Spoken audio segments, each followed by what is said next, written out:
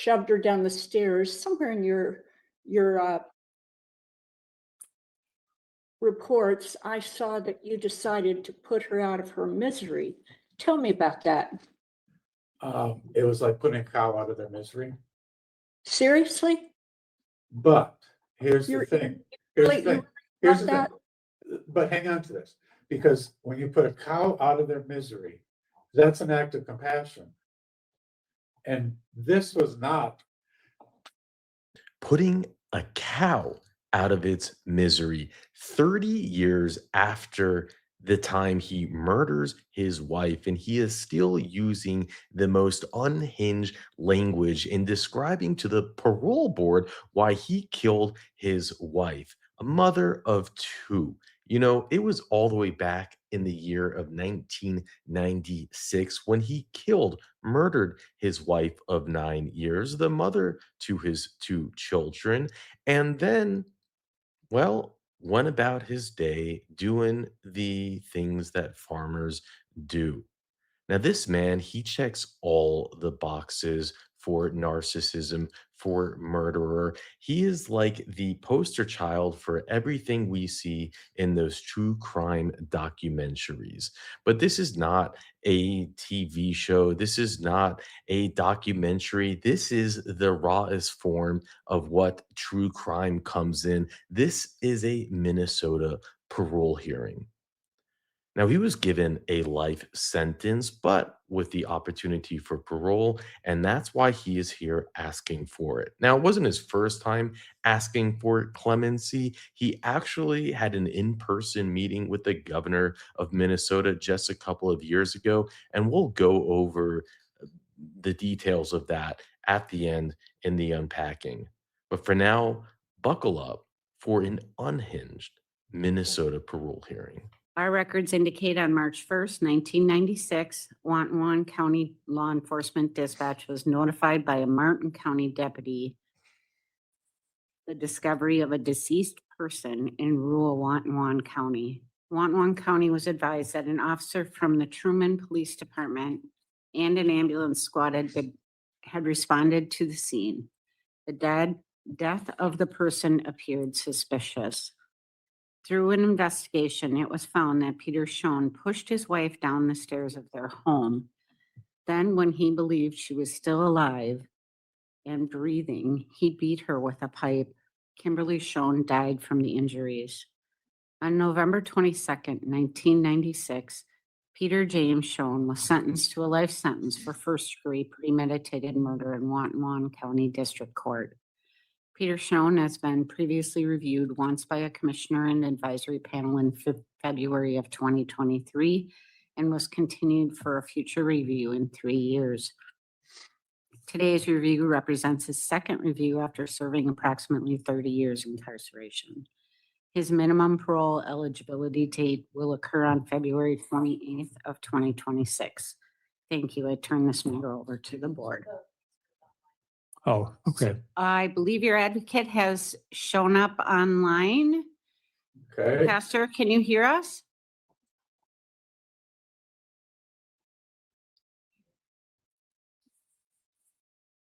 Pastor Phillips, can you hear us?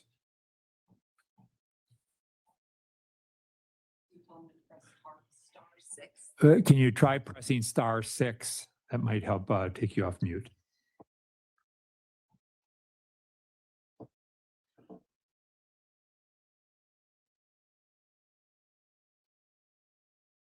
Okay. Can you hear me? Now we can hear you. Yep. Now we can hear you. Excellent. Okay. Okay, we're just starting here, so we appreciate you being here. Okay. All right. Yes, I thought it was later. I just checked in. Okay, yeah, we're running a little bit ahead of schedule, so I appreciate that. Mr. Schoen, I'd just like to start off by asking you to tell the board what it is you'd like to see happen as a result of today's meeting. I guess what I would like to see happen would be that we all understand each other, that we come to an understanding of what you guys are looking for and what I am looking for. As far as specifics, I honestly don't know what to say on that. I realize there are multiple avenues that this could end up. And I think that the biggest thing from the first review was like that there's just be more understanding.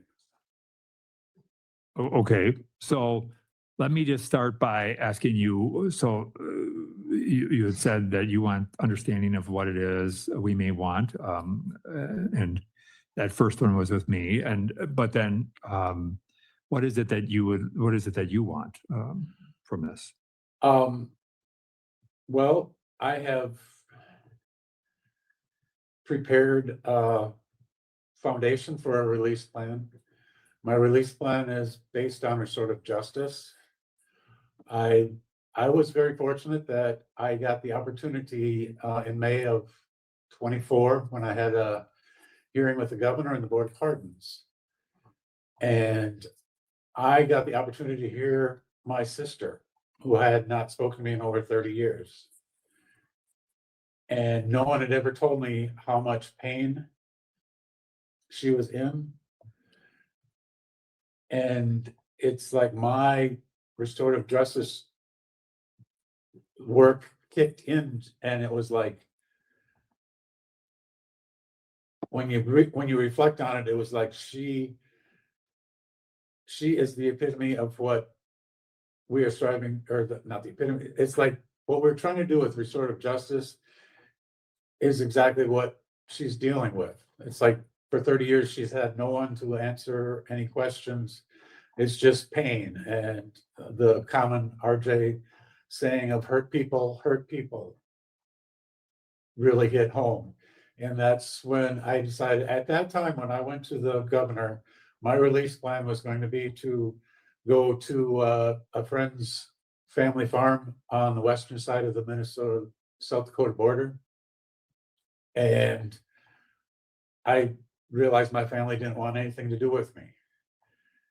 And then after getting to hear that, and it was like restorative justice, it was like the Lord showing me that's not right. And so, long story short, what I would like to see is, like, I would like the opportunity to move forward. I would like to go home and start to repair the hurt. I would like to put into action all the things that I've learned through the DFC in life. I would like to work on healing my community and my family.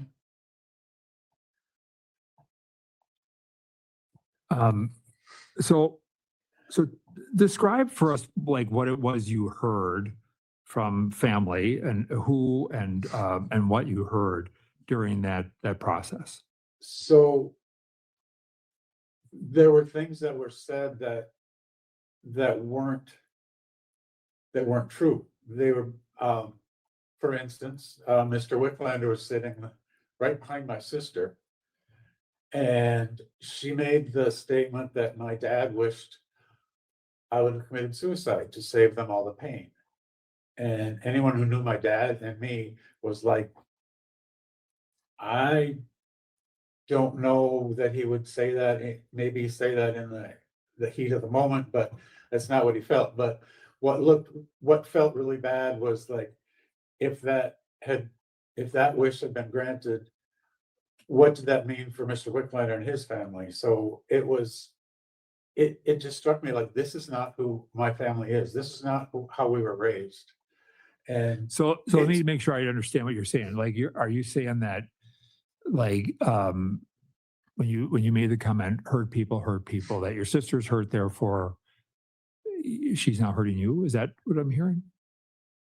it's just pain. Her whole testimony was pain. Whether, she's working off of not really ever knowing me, not really, I don't know how to, it's all the unanswered questions. that she has. And then when you don't have the actual answer, then you try piecing things together. Well, this must have been true and that must have been true.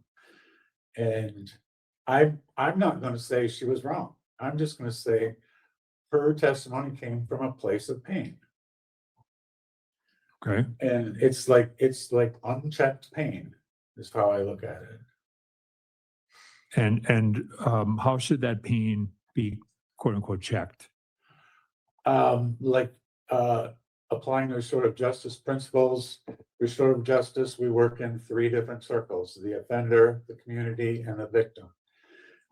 My community is very confused. They, like I said in my letter, there was no one who knew me that would have saw this coming when I took my wife's life. Everyone was like very confused by that. And then you go forward to the incident at Oak Park, and they were reminded, like, oh yeah, well, that's who Pete would do. Pete would be the guy that would stop that. Like I said, they were probably surprised that the situation happened, but they weren't surprised that it was me that stopped it. And then you go forward again to the review with the governor, and there was a lot of publicity, and all of it's flipped up. Well, who am I? So my theory is work with the community, show the community who I am, remind them who I am, show them who I've become. And then once the community has their questions answered, then the process works that the community may be able to help my family.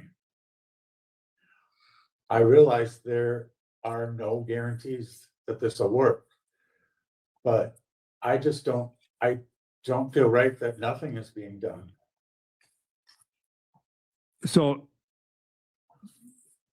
you know, you understand that restorative justice is also something that is voluntary, right? Right. And Yeah, I have no intention of insinuating myself into my sister or my family's life. It's more like a process of, they don't see who I am. They don't see all that I've done in the ELU. They don't see the person that I've become. And they'll never see it unless I can show the world, my community, who I am. And excuse me, I have no guarantee that this will work, but it's within me that I caused all this harm. And to just expect it to just go away on its own, that's never going to happen. so how would you go about addressing this with the community? Just so I can envision what that looks like. Like I say, a lot of it is reminding the community who I am, showing the community who I am. It's like, I enjoy doing volunteer work. I enjoy just helping people. Like to get out, be a responsible community member would probably be the best way to start it. It's like I can't force it on you to see who I am, but if I go out and conduct myself in such a way that, like I always tell guys, be someone your kids can be proud of. If I conduct myself like that, that will attract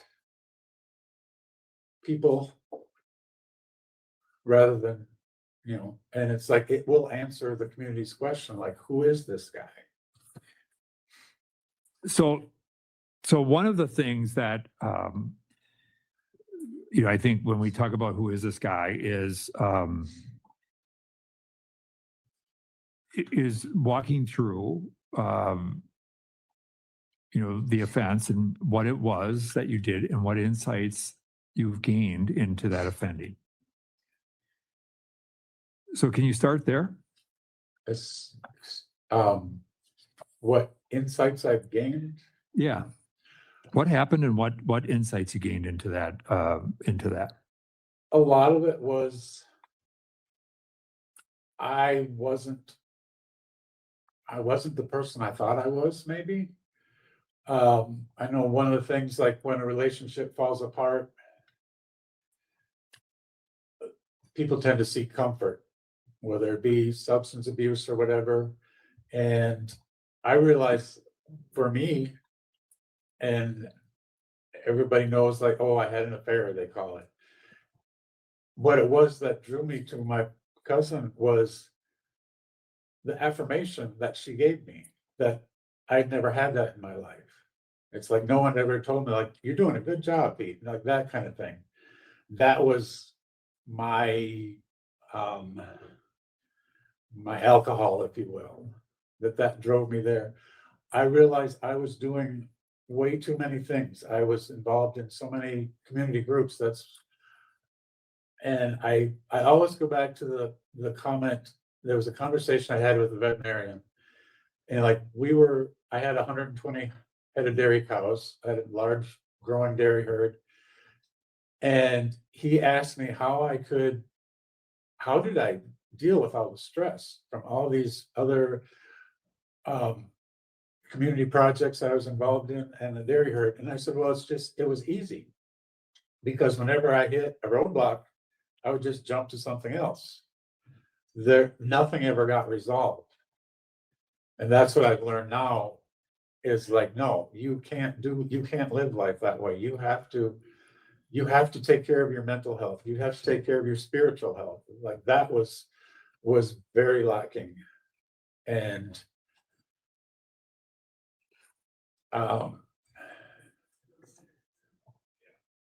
I feel, I mean, my life has changed so much in 30 years, obviously. So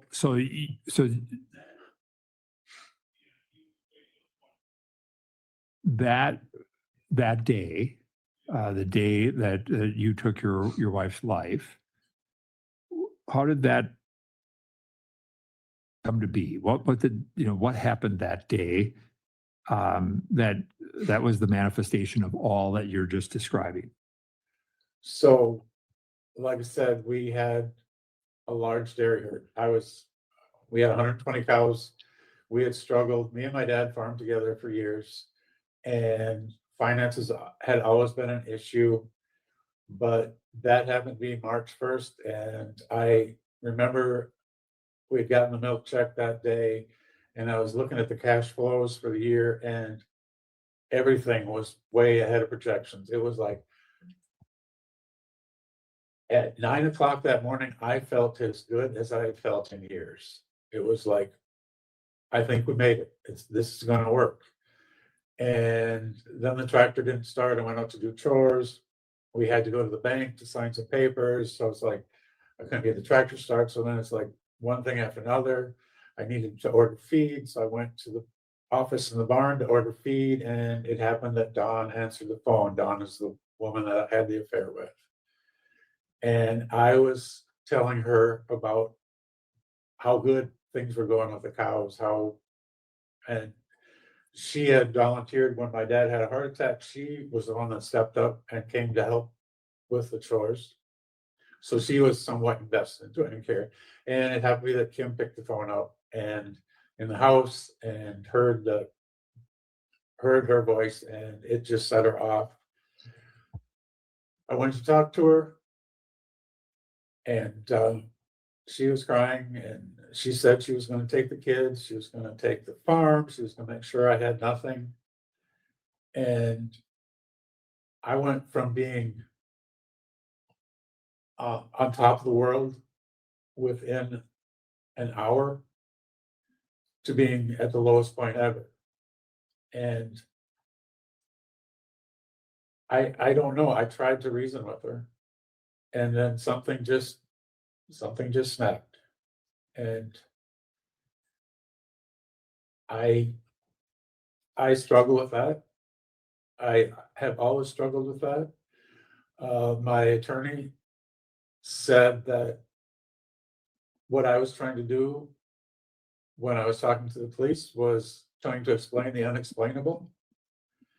And yeah, that's it. It's like, I don't know what happened. I But so remember, so you don't know, like when you say you don't know what happened, you don't. what I was gonna say, at trial, the prosecutor made the comment that we don't have the luxury of having video cameras to see what happened. Yeah. And in my mind, I thought, if only we did, because I was struggling because what happened in my mind didn't line up with what happened through the forensic evidence. And it's like, what do you do with that? Okay. So I'm trying, so then what does that mean? So like when you, in 30 years now, what have you put together in terms of what happened? Well, here's where I struggle, in that I know my faith is important. I know I've been forgiven. Should I dwell on, if I've been forgiven, should I dwell on the minor details of what went in that? It's like, I took my wife's life. I've never said anything to the contrary. And I know how to manage my life now, which I don't think growing up, that experience of just trying to figure things out doesn't work. And now, through all that I've done, through all I've seen, through all I've heard, it's like, I'm not the same person. I am the same person, but I'm not the same person. I know that's confusing, but No, I think I understand that. I guess one of the things I'm trying to wrap my head around is the minor details, as you put them. Because here's one of the things you talked about, like for the community to get to know you is one of the things that you said. Who you were then, who you are now, and one of the elements of that is a full accounting of your actions, and then what insights you gain from that, and so the little details matter. I guess I'm confused on what are we calling little details, like what the happened actual things that physically That would- happened. physically murder? happened. Yeah. How did it transpire? We were upstairs. I remember pushing her down the stairs. And like I said, it was,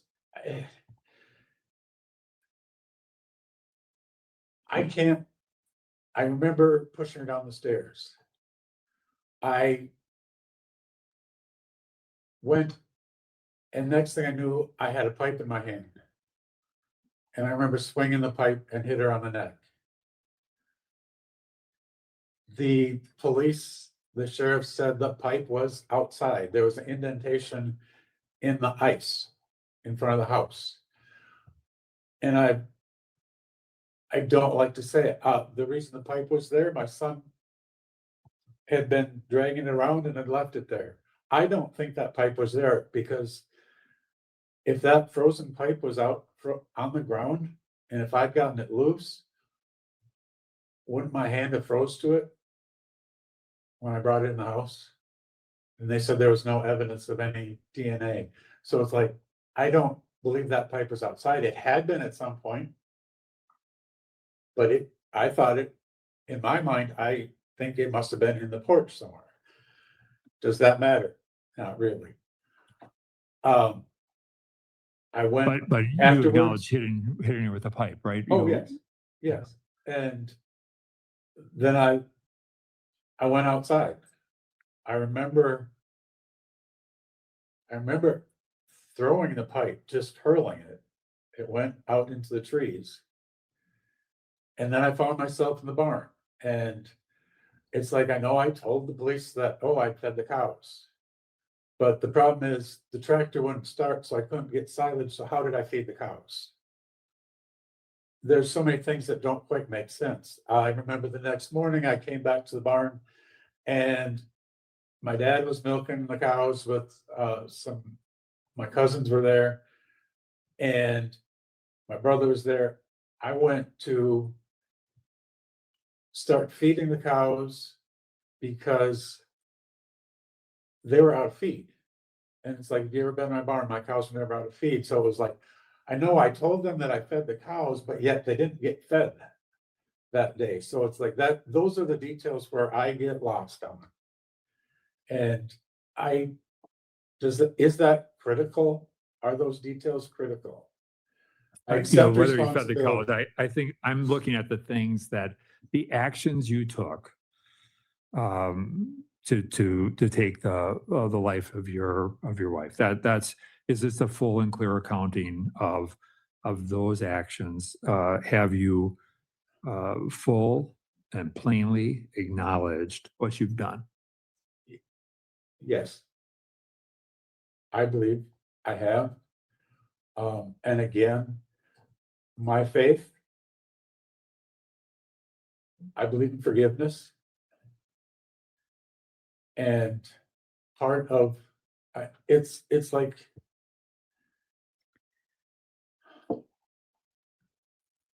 when the event happened at Oak Park, it's like I can tell guys, it's like, I know I've been forgiven because I should have died that day.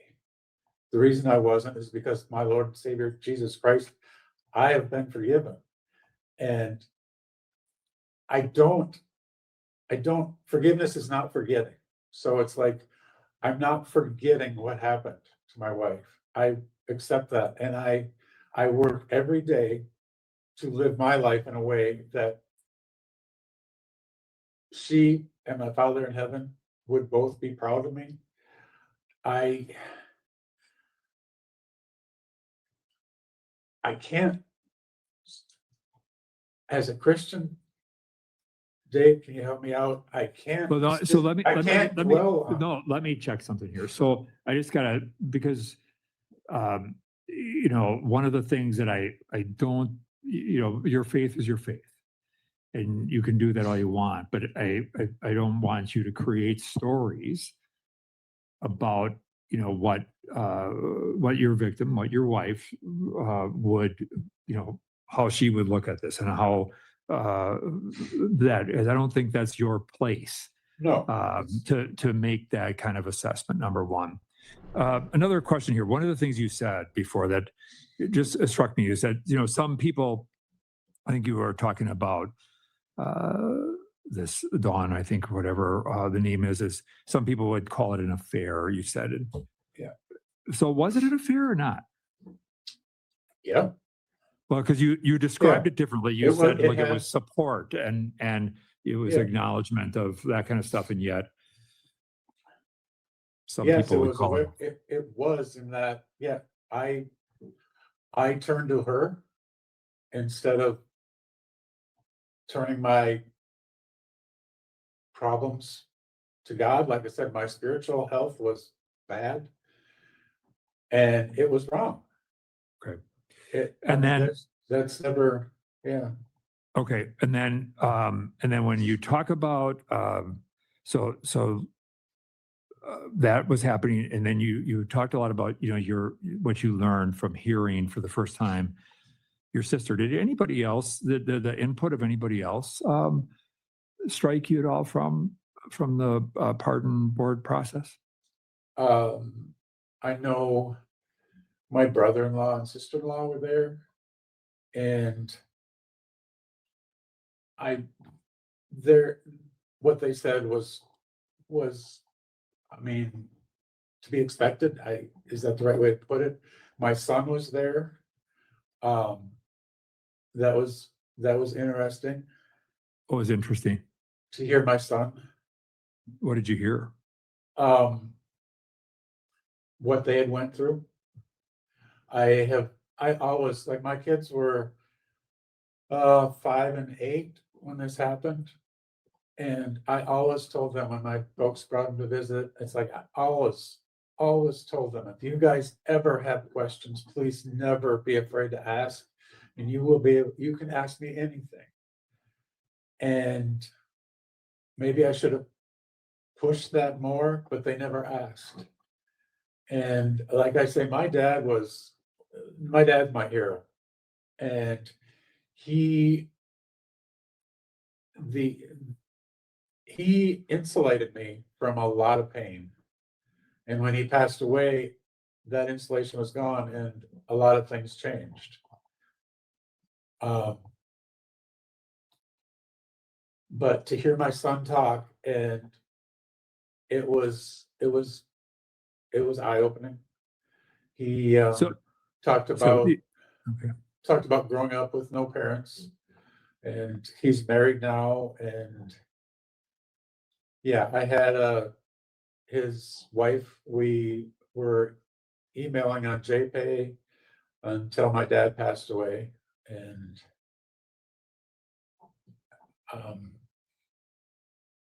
yeah, they never told me how much they struggled. I knew as a father that my kids, obviously, without having parents, but I didn't realize how much they were basically ostracized, is probably how I look at it. And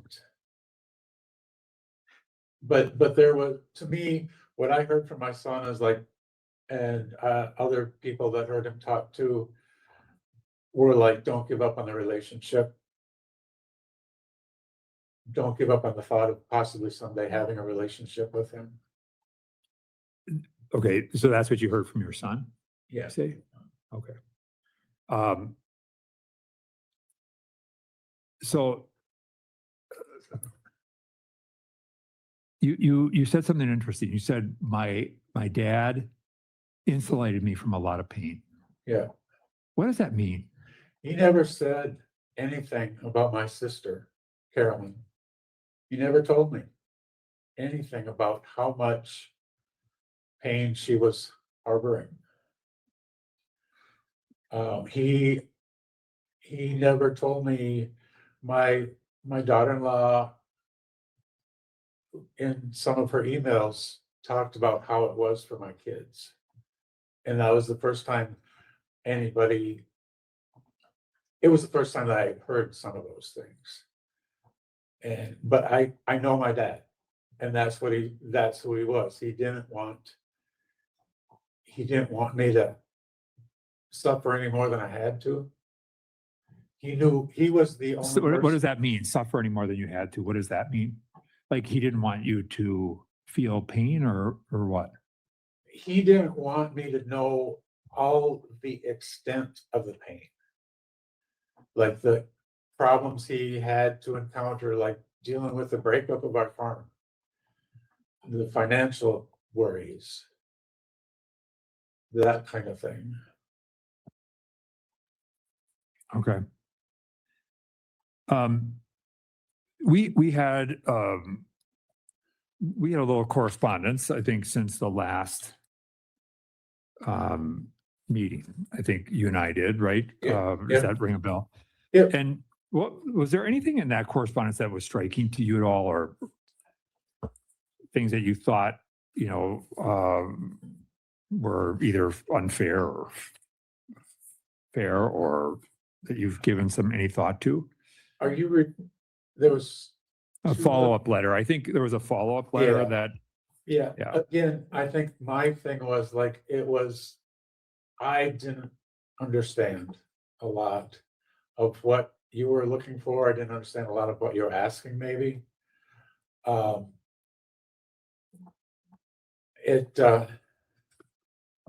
lot has changed.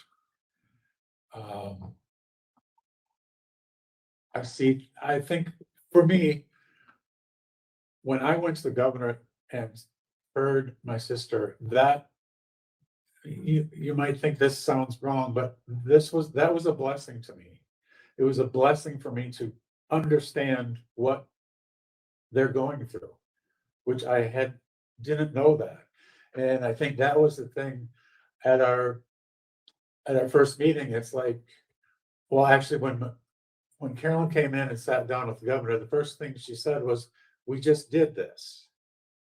And I was like confused at first, and then it was like, oh, now, oh, okay.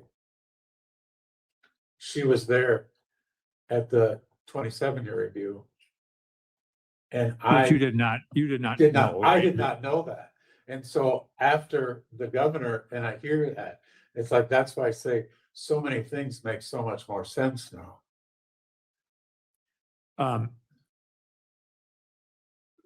But there was also a point at which you had talked about, the failure, I think, to recognize your actions at Oak Park Heights and the assault on Mr. Wicklander. And I think I made the references that, that I didn't take anything away from what you did, that Right. it could not be used as a, it's not a bargaining chip. Right. Yeah. And to be honest, it was like one of the things that got me through all those bad years after that was the thought that, like, okay, this will all be worth it. This will all be worth it. Keep going. All the harassment and all that. It's like, put it behind you. Like I said, give it to God. And I realized that saving his life had nothing to do with you. It had nothing to do with the DOC. This was me. This was just me being me. It's like he needed a hand and I was there to give him a hand. And for whatever reason, I look at it as, yeah, I was there that day. I'm the one that did that. And it's like, it's not a bargaining. It's not a bargaining chip with you. I think it's a bargaining chip, if you want to call it that someday when I pass on, that's when that'll be counted.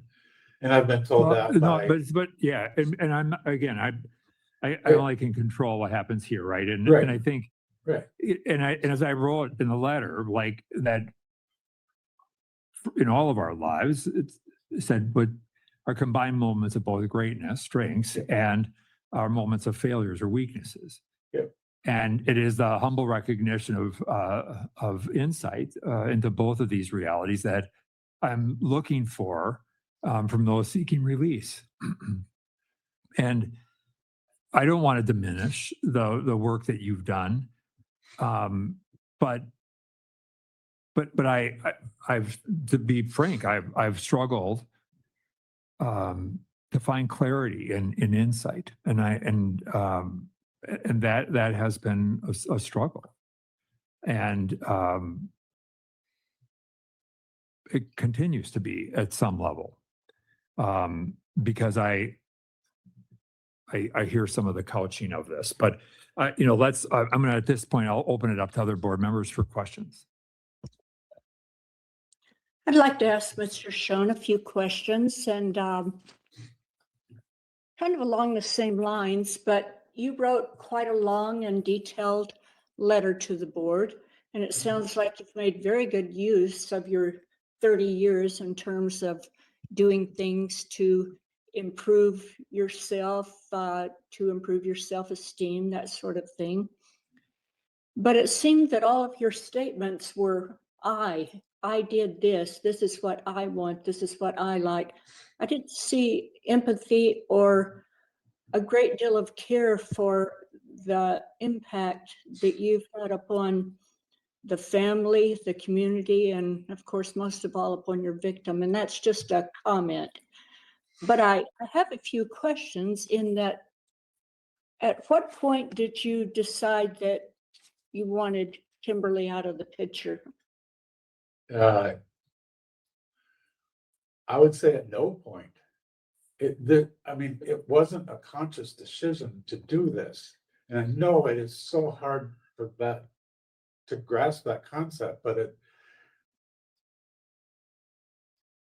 was it was like a slope a going conscious down here. decision to push her down the stairs? Was that a conscious decision? It has to have been, yes.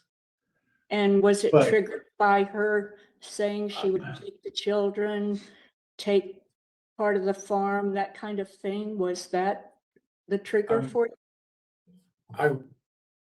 I would say it was, yes, that was the trigger in that we had been arguing about this and it was like, it just, how, it was all that frustration, that pent up, like, why I was trying to be so calm and yet she was just going, and it's like, it has to have been a conscious decision, yes. But Okay. but I don't think it was, the decision was maybe to push her away and she fell down the stairs. It was not a decision to end her life. There was never, Let's go back to after you shoved her down the stairs. okay, After you shoved her down the stairs, somewhere in your reports, I saw that you decided to put her out of her misery. Tell me about that. that is,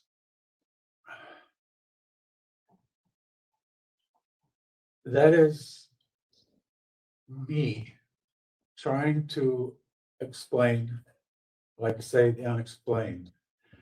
At one point, it was said, it was like putting a cow out of their misery. Seriously? But here's the You're- thing, here's the Like, thing, you here's the thought thing. But hang on to this, because when you put a cow out of their misery, that's an act of compassion. And this was not At what that. point- There's what no point way did those you two decide- died. At what point did you decide to call 911? I saw a couple of differences in terms of that. Was it before or after you had beaten her with the pipe and fed the livestock? At what point in there did you finally call 911? She was still alive at the bottom of the stairs. You decided to put her out of her misery. At any point there, you could have called 911. Yeah. You don't know how badly she was injured, but instead you got a pipe and beat her. And did you go feed the cows next before you I called put- 911? In my mind, I went out and threw the pipe away. And there is a period of time, I realized I found myself in the barn. And it's when you basically, I want to say I snapped out of it. And I'm like, wait, what just happened? And that's when it hit me. It's like, okay, I can't let my children find her. I can't, so I knew I had did this horrible thing. And that's when I called. Okay, so you called 911 after you had pushed her down Sometime the at, stairs, sometime, beat yeah. her with a pipe, fed the livestock. No, the cows never got fed. That's the problem with that statement. Okay, I told them they did, but they didn't. Okay. It's a black area.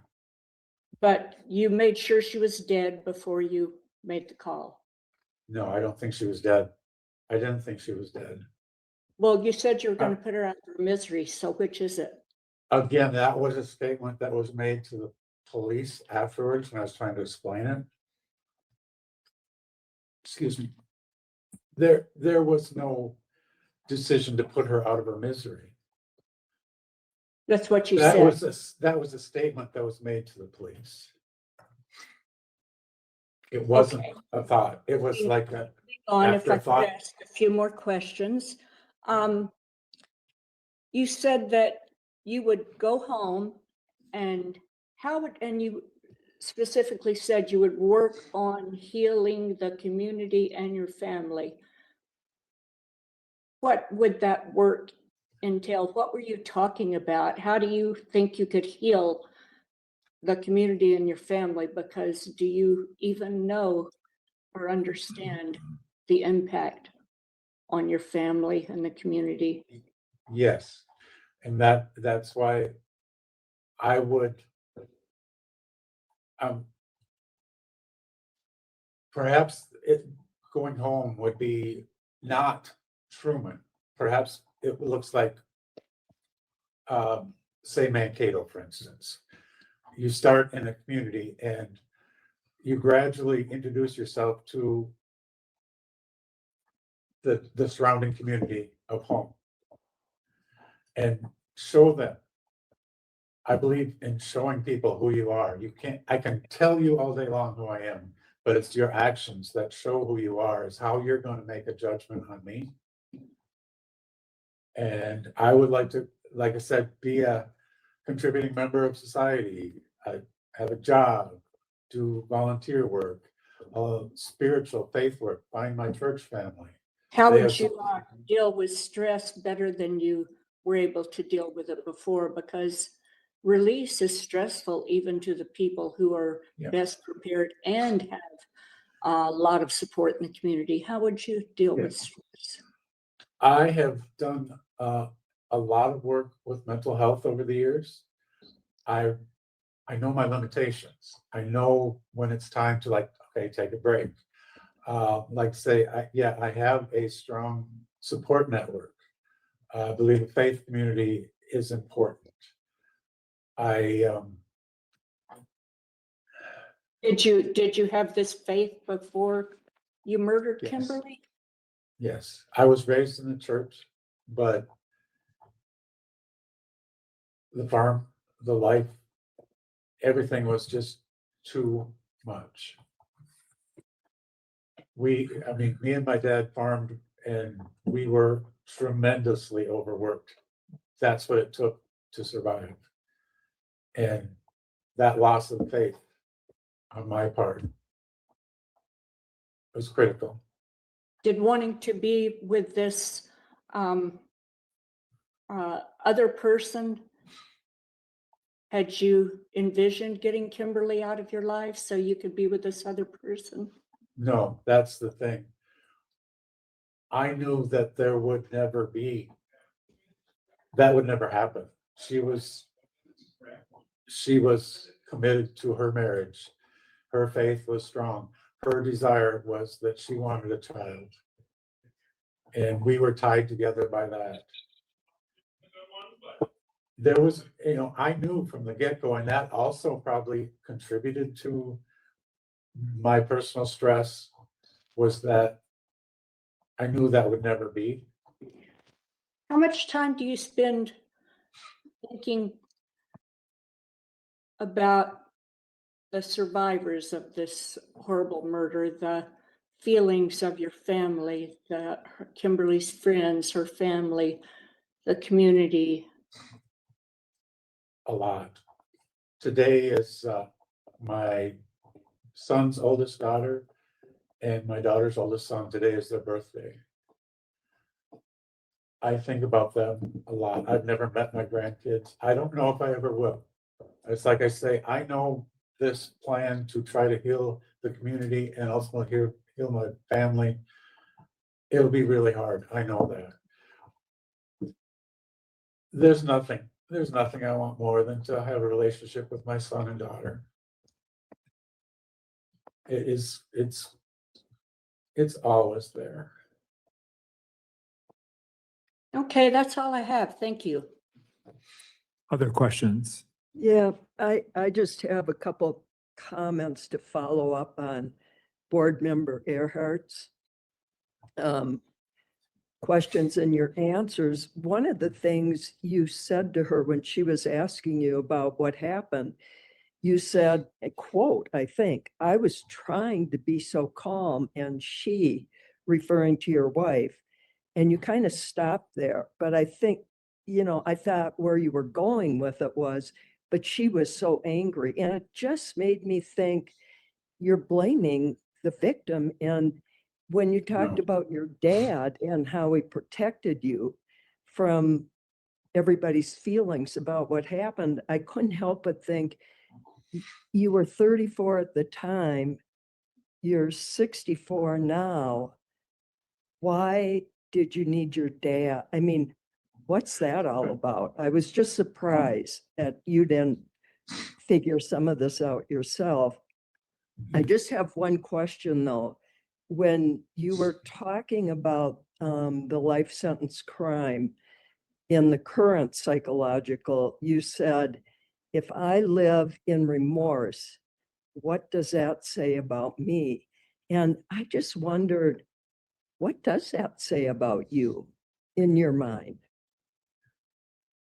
Can I ask you, when you say live in remorse, what does that look like? Does that mean I Those wake were up? your words. Those Yeah, were your words. I know, but I think what I'm trying to say is, like, for me, if I live in remorse, it means I wake up every morning and every waking hour,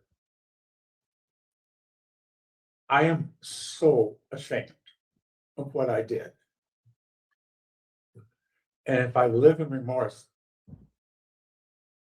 my life is centered around remorse.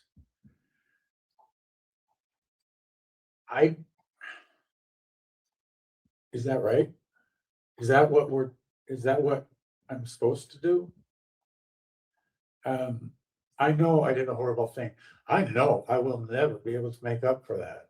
It's like when I talk about trying to heal the community and my victims, like, I know I will never be able to bring the scales back to even. But I think maybe the commissioner got me when I say I live my life in such a way that it would make my wife proud. I can't say whether she accepts it. I control me. I control how I live.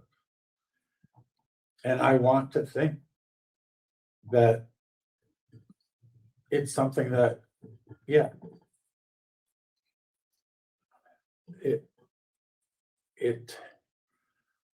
the biggest thing I've learned is, like, I control me, and I can just try to live my life in such a way that, like I say, I tell all my friends that, like, with kids, just be someone they can be proud of. You can't control what is going to happen when you get out, but just do that and then go forward. And that's kind of where I come from.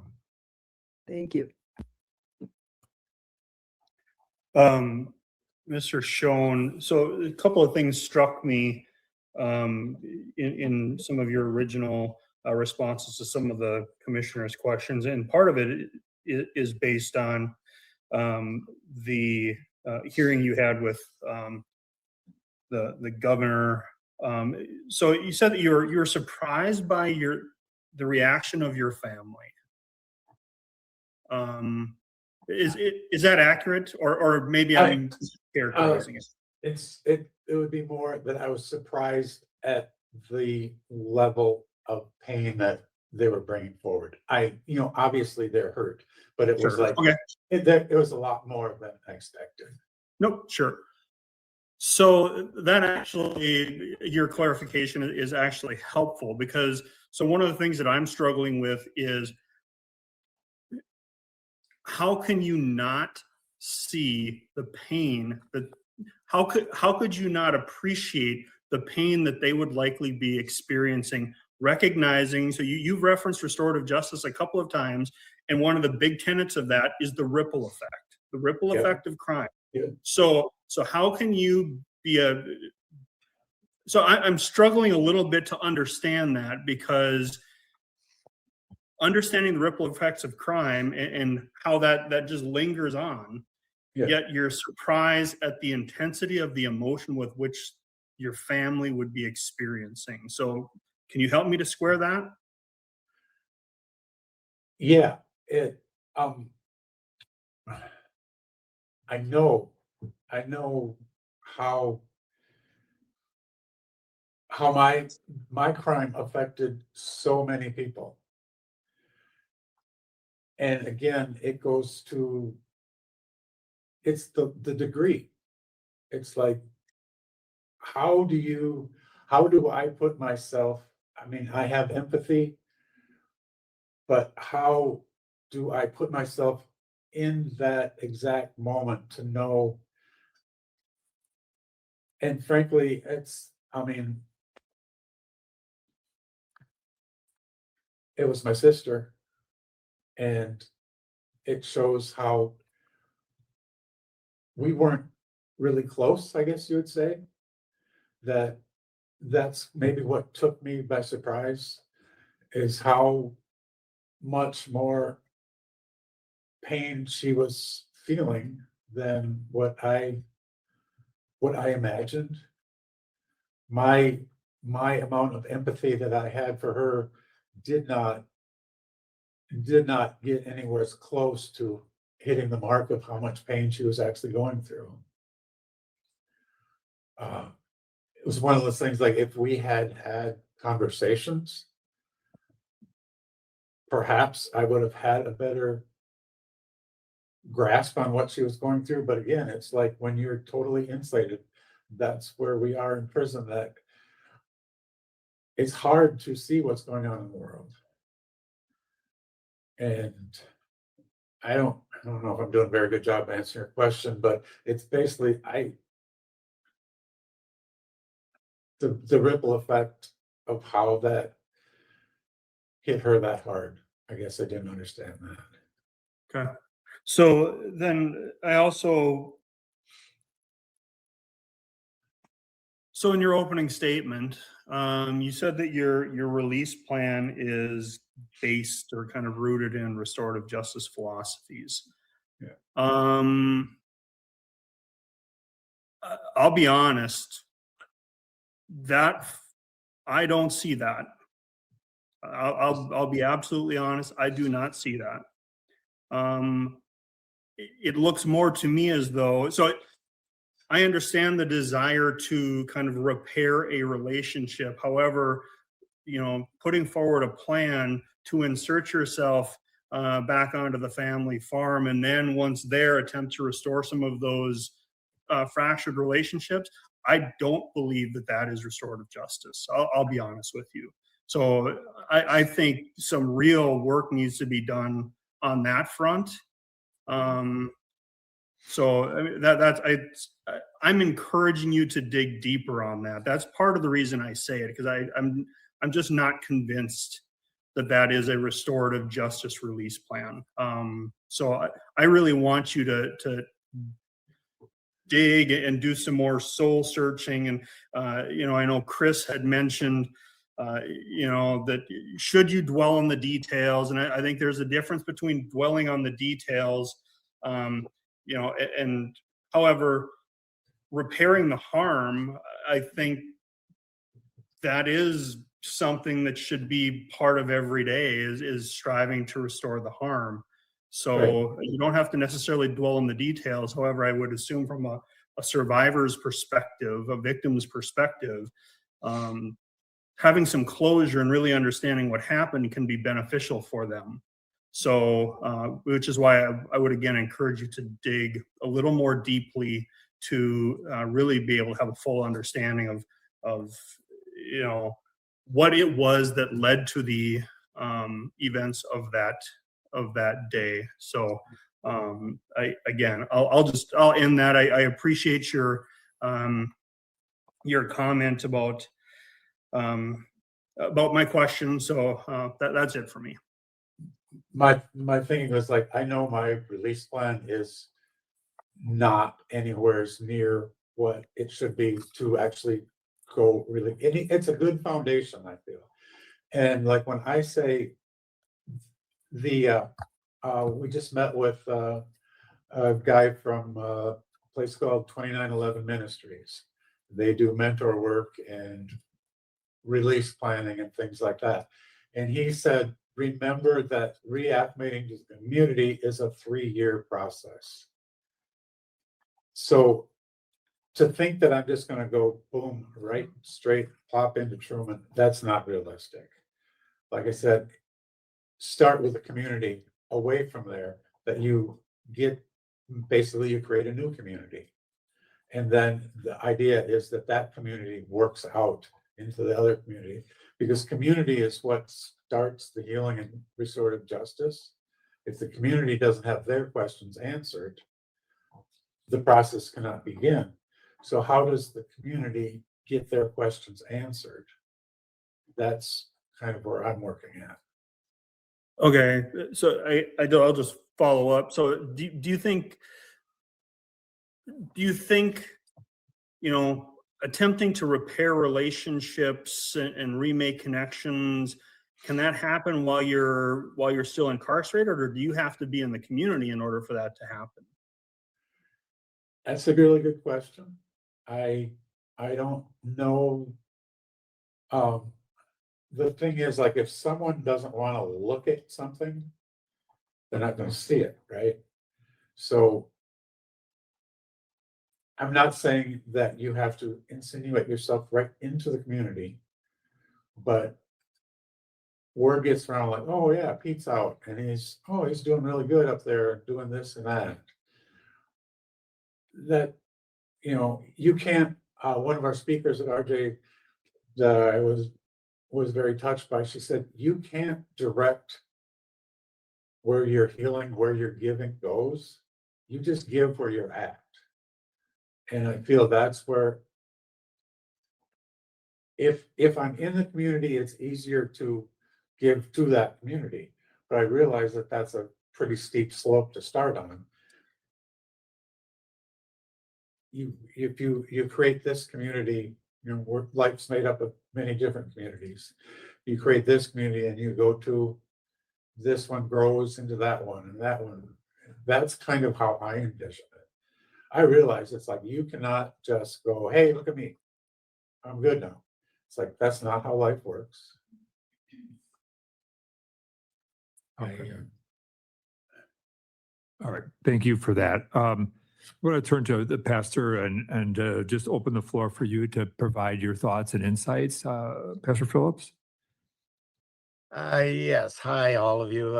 Thanks for having me here. I want to explain this background behind me. I'm actually on a cruise ship in the Caribbean. That's not my office behind you that you see there. So all those mirrors and everything is actually in the room of a cruise ship. But anyway, thanks again for having me. I'm sorry I was a little bit late. I thought No, you're fine. You're fine. Thank you for being a here. little later. I don't have the advantage after COVID at Faribault. We were no longer able to or I wasn't anyway. As a pastor, I couldn't have professional visits because I'm there on Sundays preaching. So I'm here as Pete's pastor, and kind of here for moral support for him. But I haven't had a day-to-day connection with him or one-on-one visits with him in quite some time. Okay. I'm here to say that I believe in him enough to set this up from the Caribbean to come in and say that, and I'm happy to answer any questions. But I've known Pete for several years, and I have interactions with him before and after church every Sunday, and that's our connection there. I appreciate that, and I appreciate you getting out of the sun and coming in and, Sure. and getting on this call. We Sure. appreciate it, and I appreciate your support of Pete and just your regular ministry to people who are incarcerated. So thank you for that. And Thank you. I know it obviously means a lot to Pete to have you here. Yes.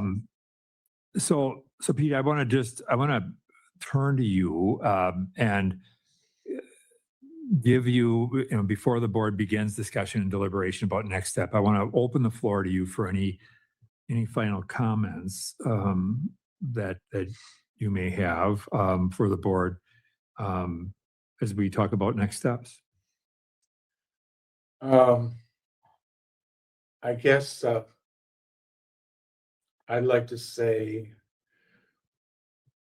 one of the things I'm most proud of is what we've done here. I know, Mr. Ray, you came and visited our ELU unit. And I am so honored. I wrote a testimonial to the captain and said about how grateful I am to have been chosen to be the unit representative of our ELU, the community that we have created there in just 6 months. It's amazing.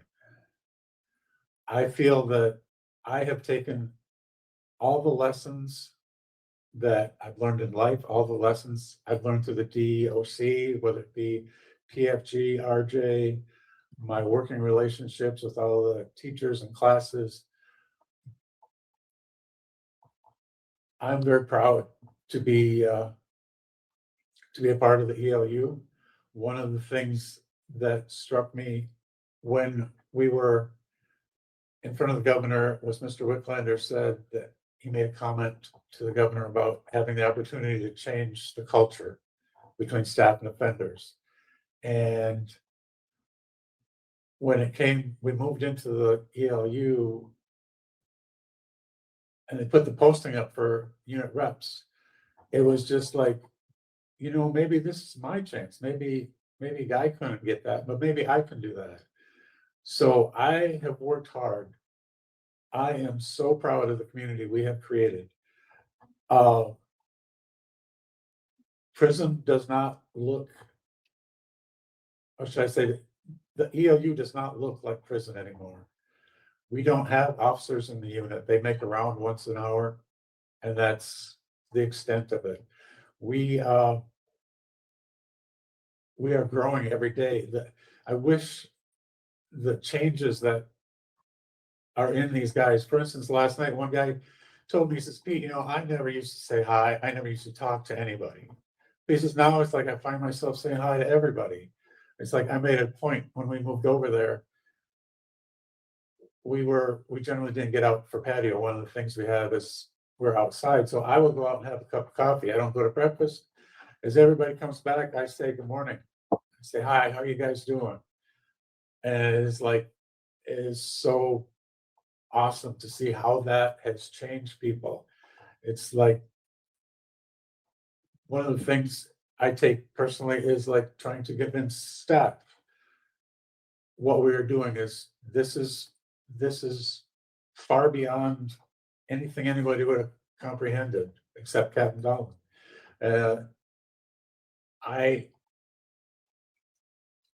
I am proud to say that, yeah, I'm a part of the ELU. We have issues. A lot of my guys look at what happened at the Stillwater ELU and they're like, oh, this and that. And I said, no, it's like, we are creating a legacy. We will change prison with what we're doing here. We, for instance, the captain came through with a tour one day and I happened to be there and I gave a little presentation. I said, yeah, it's changing the culture when we have a little bit of autonomy. And the captain kind of scoffed and said a little bit. And it's like to convince these guys that you are in control of yourself. You can show who you are. One of the big things that strikes me about the ELU is like the large percentage of guys I facilitate RJ 101, the large percentage of guys in the unit that have done that. Prison fellowship, we have a third of our prison fellowship group comes from the ELU, and there's 18 units in Faribault. So the representation of these guys is amazing that we want. And our thing is like, it's not just about getting things, it's about doing things. It's about our community service. I just started this week. We are going to have a garden program. We call Fenced In Farmers. We are working with the University of Minnesota Master Gardener program. They are very excited to come in. and start a garden program. Like, we have so much room here at Faribault. It's like we can make use of it. We can show how we are giving back to our community. This to me is restorative justice. This is how we give back. And I am thankful to you, Commissioner, for the opportunity to have been put in this position and to be able to we define what our unit is. We were able to create what the core values were. The mission statement came from, I wrote the mission statement. It's like, how honored is that? And I know it's like, it's always going to be a struggle for anyone to deal with their past that they are so ashamed of. But by creating the community we've created, it's like, this is who I am. This is how I envision going forward in the world. I've had conversations with the captain. Our ELU is way closer to community than anything there is in prison, at any level of prison. I am so proud of that. And I feel like this, I believe it was the testimonial I wrote. I said, I struggled with forgiveness, in that the DOC, forgiveness is not something that goes with the DOC. But I also then I said, but there is such a thing as redemption. And I feel redeemed by what the DOC has let us do in this unit. And I like I say, I try to work with the staff as much as possible to make sure, show them who we are. And the one officer jokingly said, "Oh, and here comes the mayor now," as I was walking down to Bible study one day. And I kind of like, oh, that's quite the compliment. But I just like to say, I am honored to be able to show, like, what goes on in the ELU, how I have been able to have a hand in that.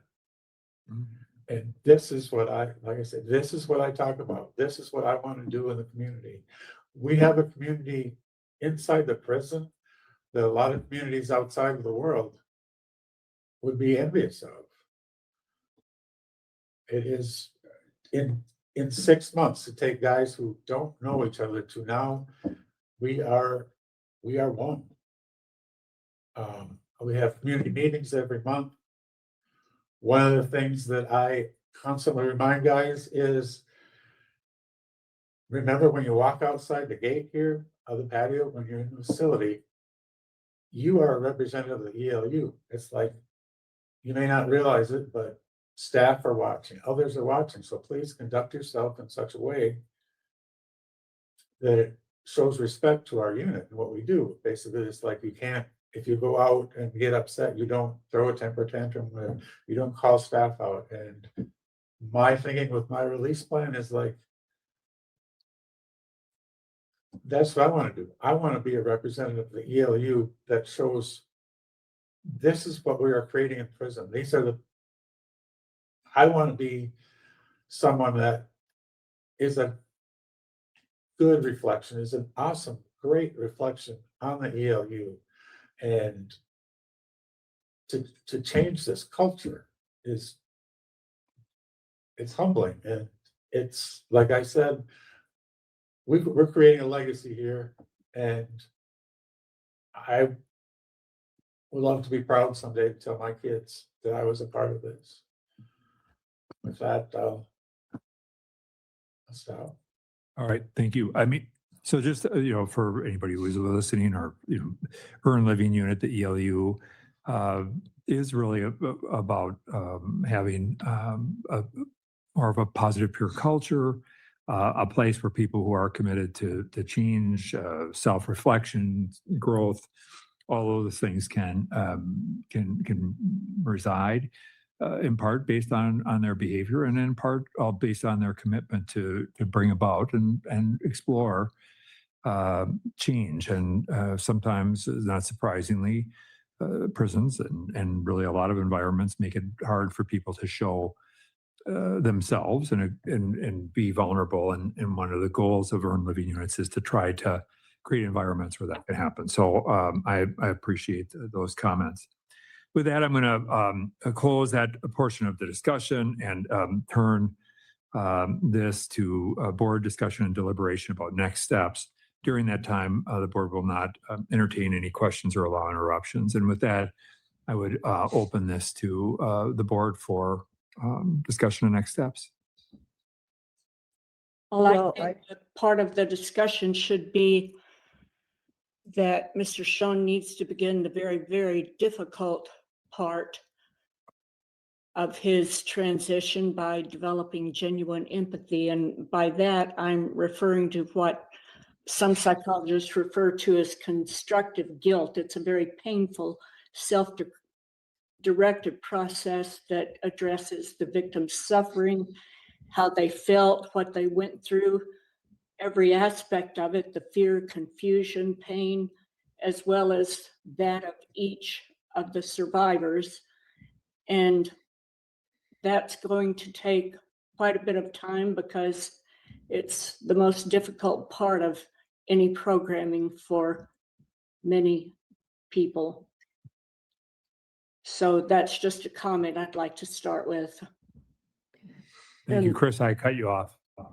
My comment is simply not to diminish his accomplishments, but I think he needs some really intense, well, I'll just say mental health work to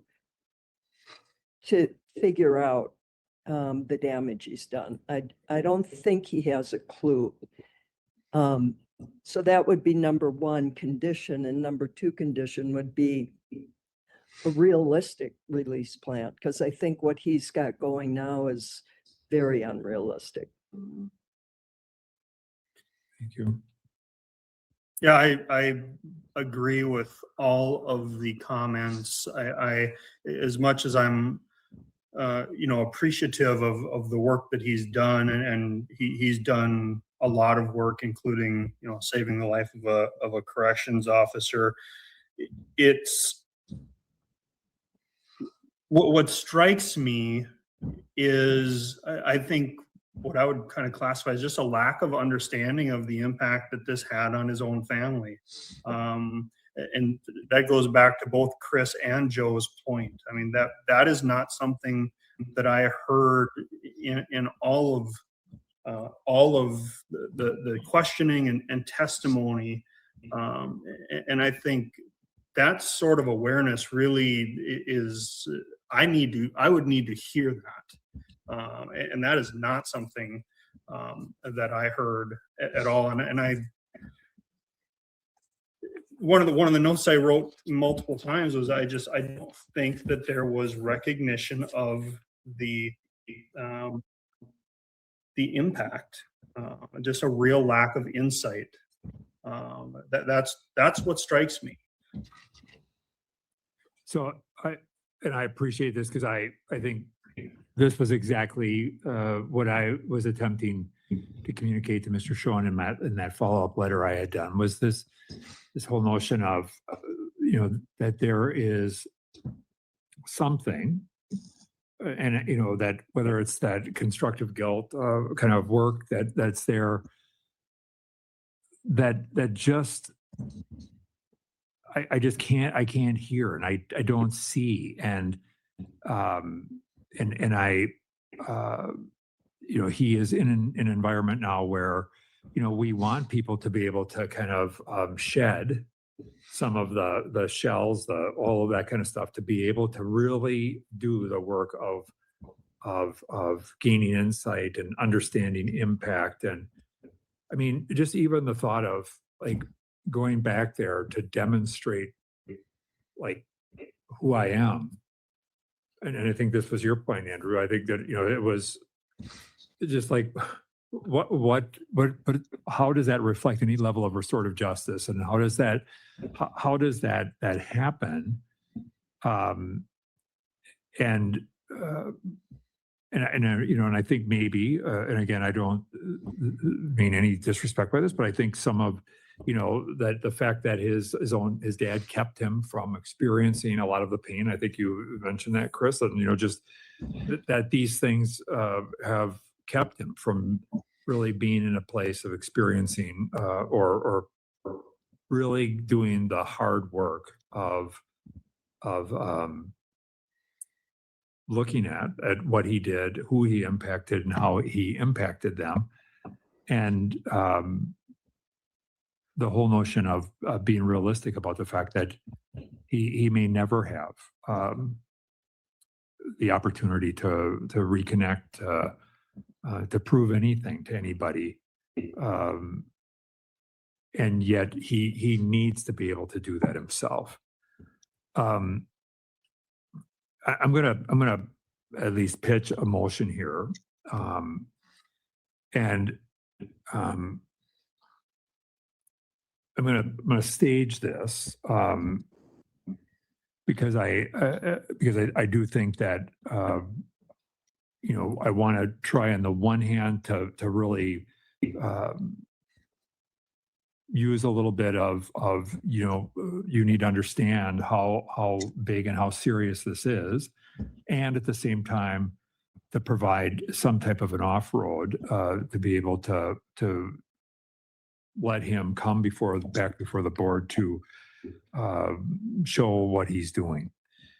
And so what I'm gonna I would make this motion. I would move that we deny parole, that we set a continuance period of 6 years, that Mr. Schoen be given the opportunity after a period of 4 years to be able to petition through a PRT process in HRU to be seen by the board, and that really would need to be, it can only occur if the PRT, and this is the work that's done, the program review team, with Mr. Schoen as a part of that, were to be able to come together and indicate that he has done the intense mental health work that I think was being suggested, by Board Member Bray, that he really engage in a much deeper understanding of what it is he did, that work around constructive guilt, levels of empathy, and that his release plan not be informed by fantasies about what he can do to bring in other people, and to convince them that he's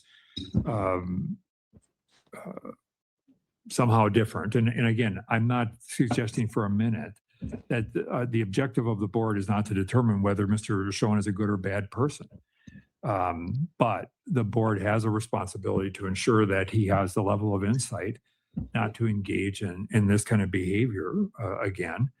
And as was said, people, I think when we talked to him before, he had said, nobody would have necessarily predicted that I would have ever done this, which then prompts the question, then what is it that we would need in order to feel confident that he doesn't represent an unintended risk?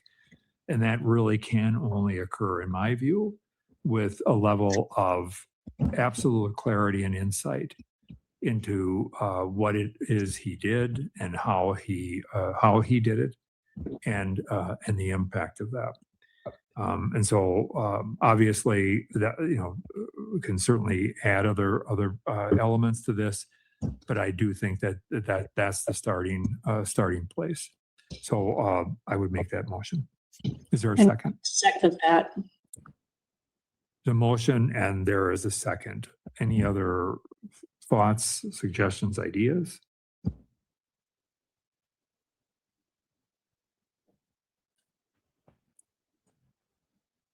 Hearing none, we'll call the vote, and obviously, it has not been an issue for him, but, just, the behavioral expectation of remaining discipline-free is a standard, but, so to the motion, Board Member Bray, Abstain.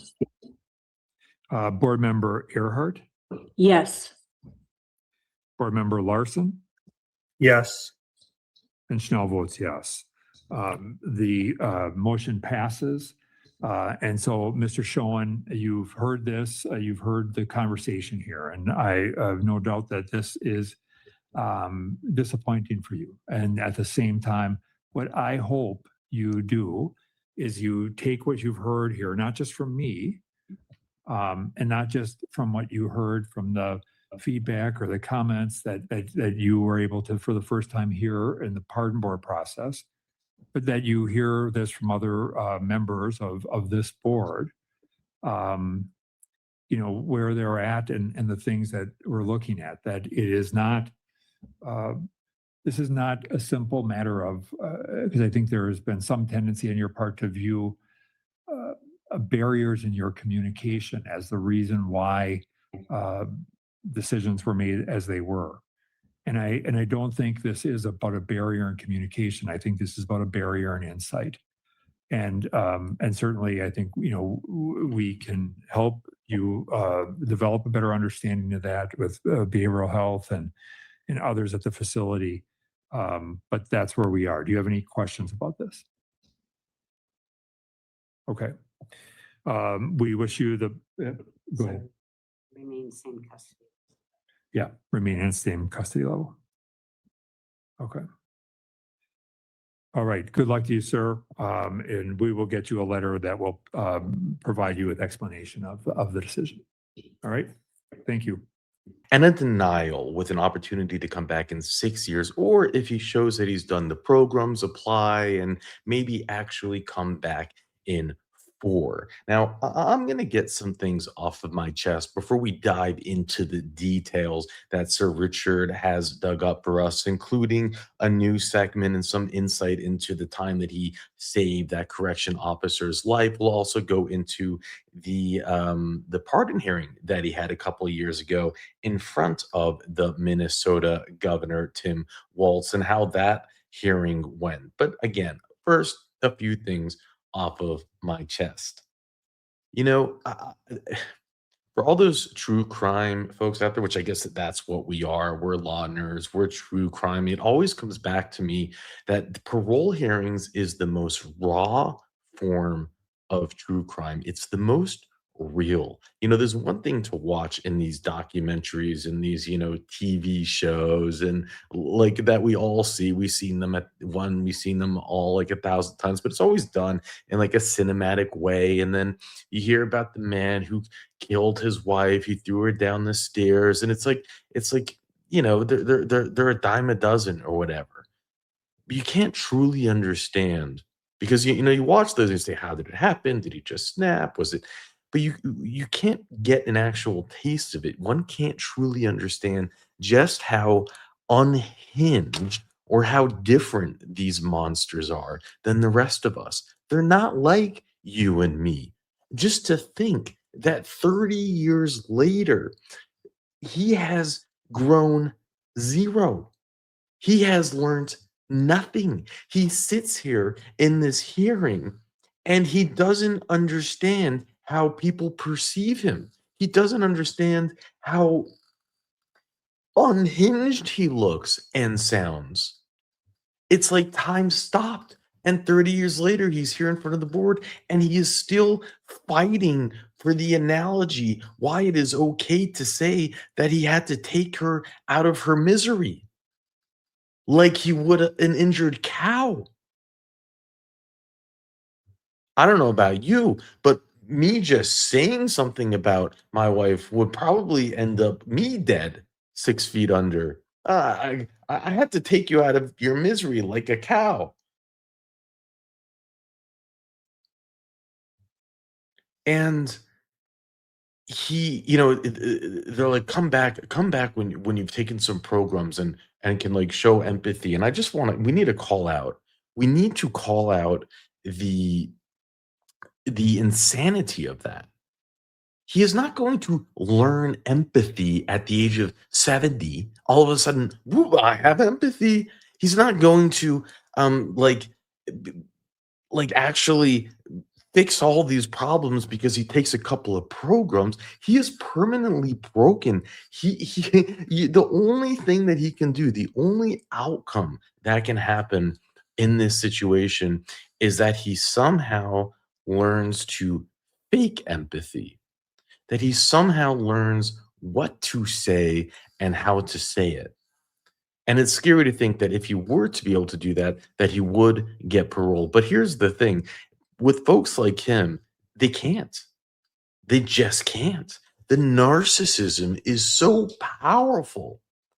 It's like he is his own worst enemy. He's never going to be able to fake a tear, to fake empathy, but and it's like, I don't know if you picked up on it, just the sick, like psychopathic type of things that he said. Even in his parole hearing, he like partially blamed his son, who would have been 8 years old at the time. He had two sons, 5 and 8 years old. And he said, I don't even know how that metal stick got there, right? Like he's trying to get himself out of the premeditation. Yeah, he pushed her down the stairs, but he didn't plan to have the metal pull there.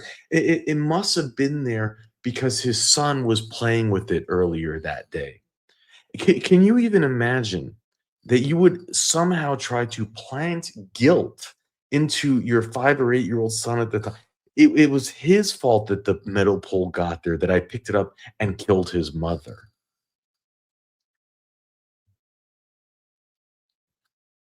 Then he goes on to say, I have been forgiven.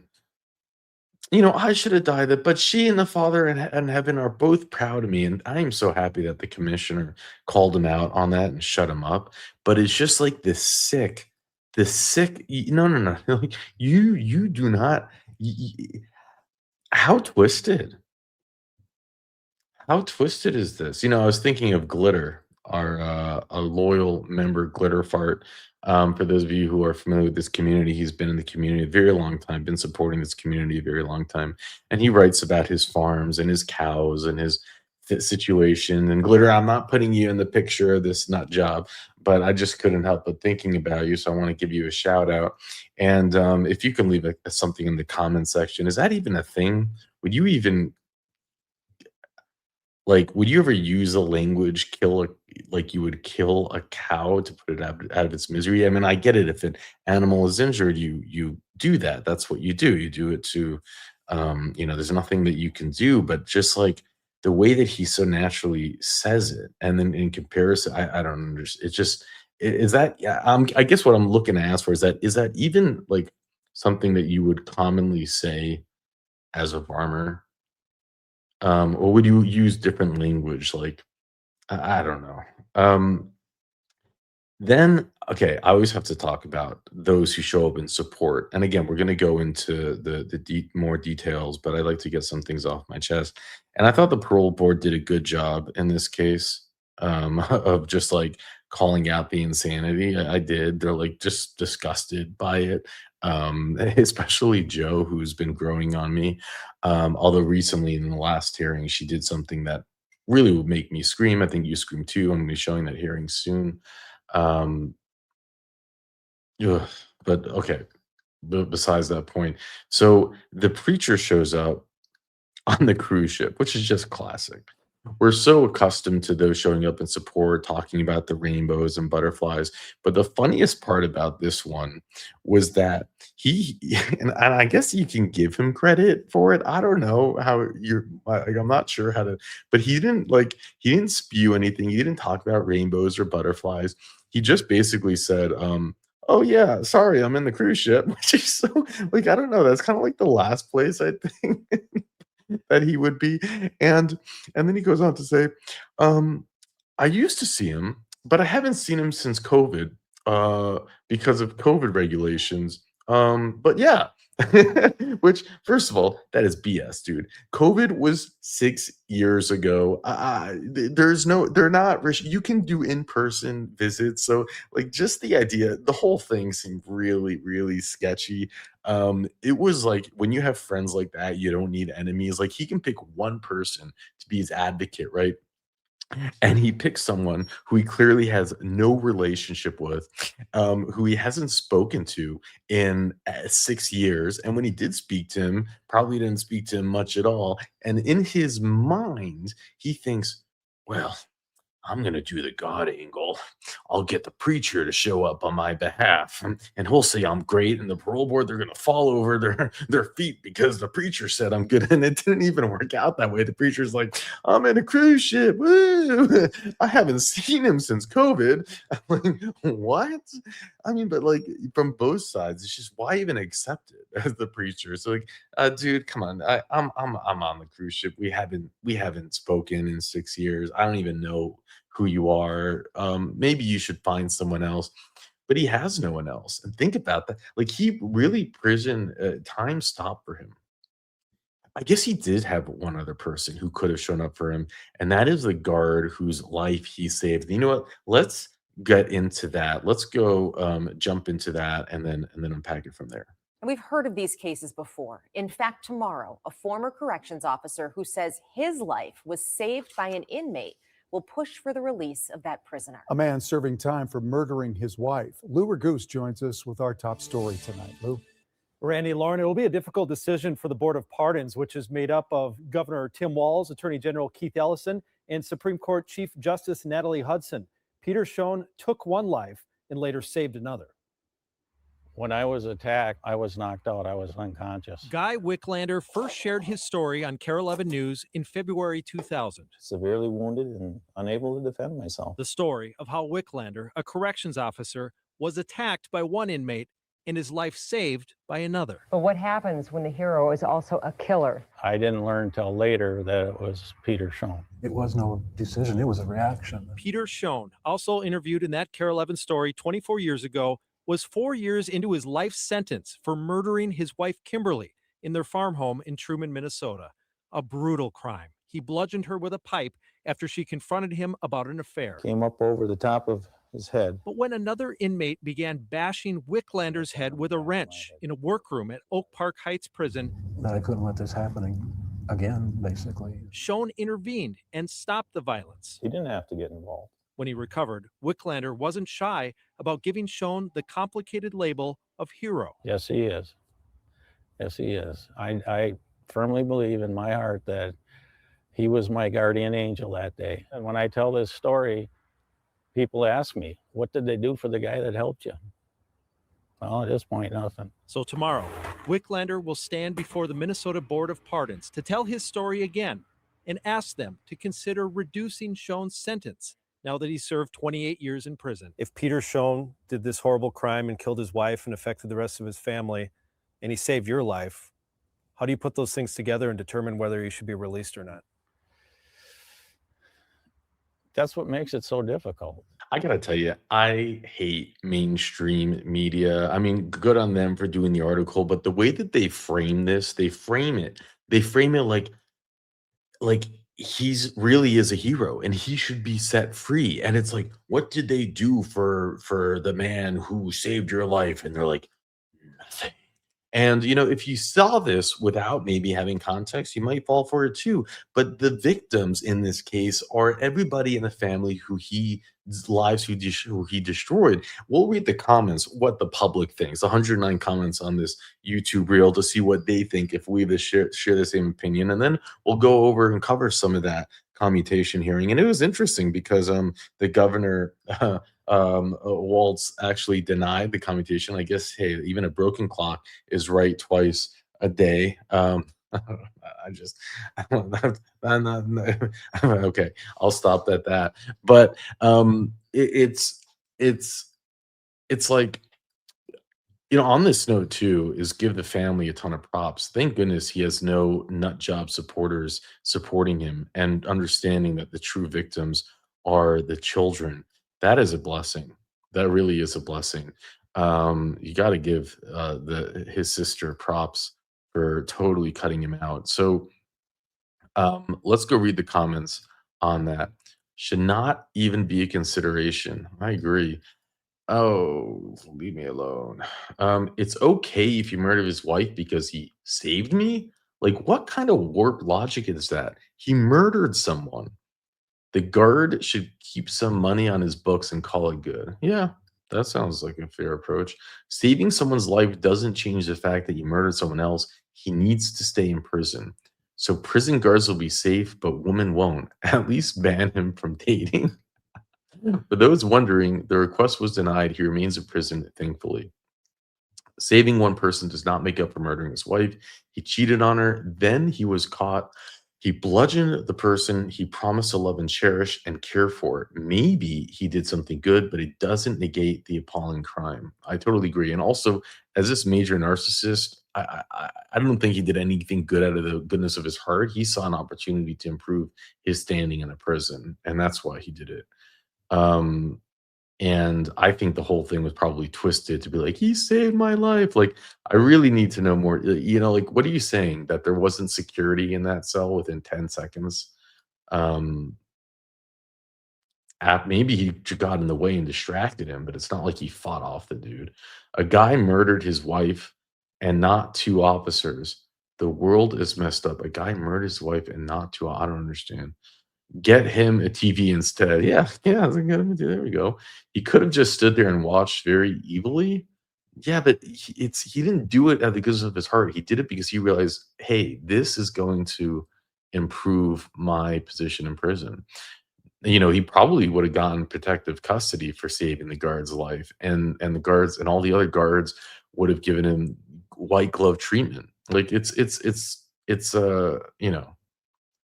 probably that what it was the smartest thing for him to do in that situation. No excuse. He killed his wife to stay in jail. Better living conditions, more privileges, absolutely no reduction in sentence. Some bull ain't no way that would be considered for other folks, especially a crime like that. If his own family opposes his release, so should the courts, although in some states a life sentence means up to parole for 30 years. In many courts, life does not mean life. But you're right on this point. If his own family opposes his release, so should the courts. That is the biggest key there, I think, in my opinion. Although it's not the main key, because we have seen, butterfly and turtles, rainbows, family members that are totally nuts. He needs to be made a couple thousand in commissary, but releases too extreme. Life for a life. One had the ability to ruin everything. He knew that the others had the ability to make everything better. In other words, he's an opportunist. There you go. This is my belief too, Catwoman, aka use people for his benefit. People like that only care about themselves and are better left alone, and not someone you should feel sorry for. This is spot on. And when you see his parole hearings, it hits home. See, if you don't see the hearings, it's hard to really let this stuff land. Very well said. I agree. And I would leave a comment, but this account isn't signed in. So that's why I'm not writing. I bet the victim's family doesn't, whether he's seeing a sentence, and don't ever let him out. No, this is slap in his face, his family. Give him credit in the commissary. See, you know what's funny? Everybody, right? We are like the 99% that have common sense, but the whole news, like this whole news story, they don't have a touch of, like, they're not close to reality. They don't understand their constituencies. They don't understand their customers. And they, through the editor, focus the entire story on redemption and let him out and blah, blah, blah. And then they don't realize, like, no, this is not how the general public feels. But this is just a great example, again, of how we are being manipulated through propaganda by mainstream media. We have not seen a single comment yet where they said, "Yeah, that's great, let him out." Not one. Oh, here we go. He should walk free. We got one. We got one. You always need one. As I'm saying it. And who knows if that was a troll or satire. But there you go. Yes, it is a joke. Our judicial system is a joke. Now let's go read the information again. Thank you, Sir Richard, for pulling this up. And I think Diane helped on this too, Lady Diane. So you can give her a thank you as well. Um, all right, so hang on.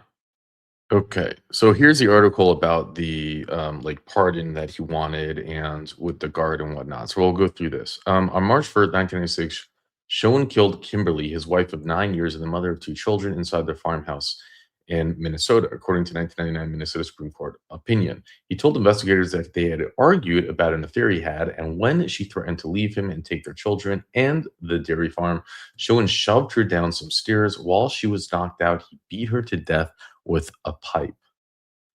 8 months later, a jury convicted Schoen of first-degree murder, and a judge sentenced him to life in prison. That's pretty quick for murder. 8 months, right?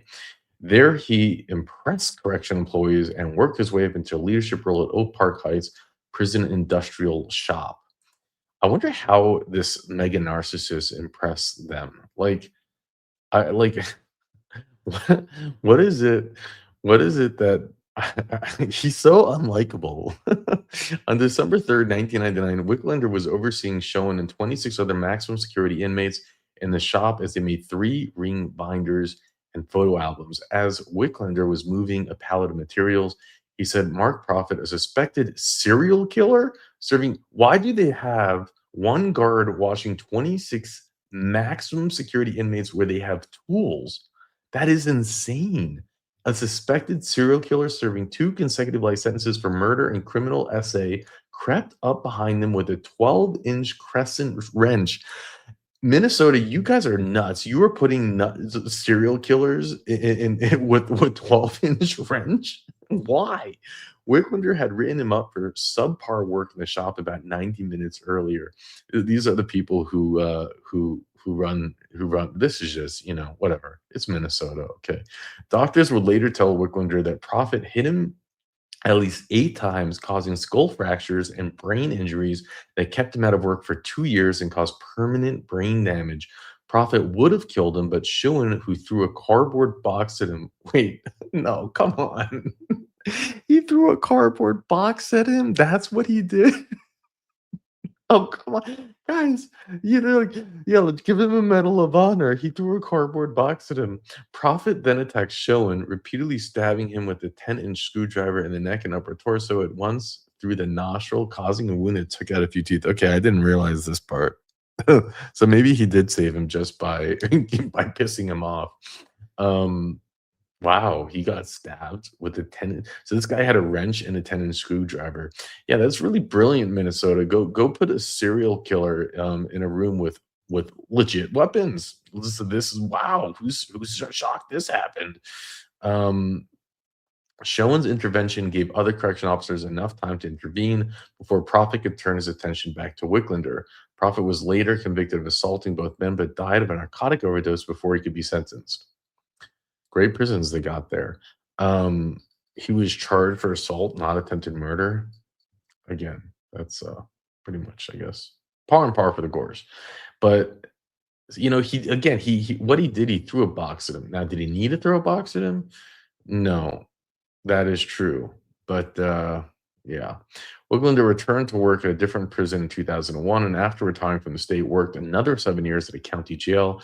Schoen has continued serving his life sentence as a model prisoner who now teaches young inmates how to build cabinets. Wicklander said that he was also the only prisoner who murdered a spouse or girlfriend who didn't blame his partner but took responsibility. See, this is BS, right? We know that, we saw everything. So I don't know, this guy feels that his life was saved by him, so you can forgive him. People still were built differently back then. He's beaten pretty bad and he shows up back to work. Good for him. This day and age, so many people just be like, I can't do it, and get their full disability, and that's it, right? While Wicklander passed the pardon board Thursday to free Schoen, several of Schoen's children and former in-law advocates that he remained in prison. The Department of Corrections spokesman said Kimberly Schoen's sister Cynthia Sealander told the board that Pete Schoen is a narcissist. No kidding. Minneapolis-based TV station Care reported Kimberly Schoen's brother Rob Sealander expressed disgust that Pete Schoen had a chance to save her midway through the attack, but instead got a pipe too, as he said, put her out of her miseries, right? So they're talking about what he did. He put her down the stairs and finished her off. What kind of man or husband or father is this? Rob Callender said in the hearing, according to Kara. Is this someone who deserves to be free? So I think I did a bad job. Right. Okay. This is talking about the pardon hearing that he had.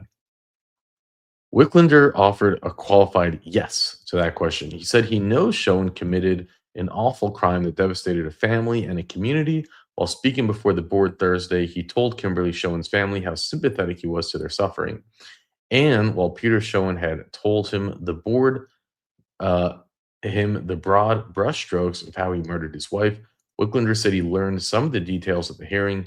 Given what he knows now, Wicklander said he wasn't surprised official denied Schoen's application for freedom.